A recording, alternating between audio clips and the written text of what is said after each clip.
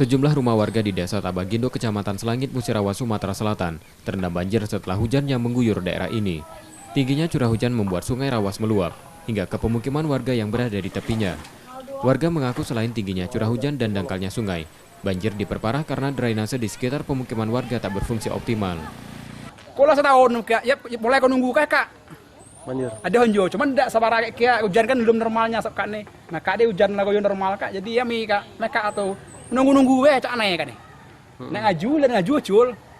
Nah mana cak perhatian ada tolongan, tolong beda suara mana nolong kami selamat be ami be. Cak. Meski rumahnya terendam, warga masih bertahan dan belum mengungsi. Mereka berharap pemerintah kabupaten dapat membantu pembuatan saluran air agar daerah mereka tak banjir lagi saat musim penghujan. Sukmaldino, Kompas TV, Musirawas, Sumatera Selatan.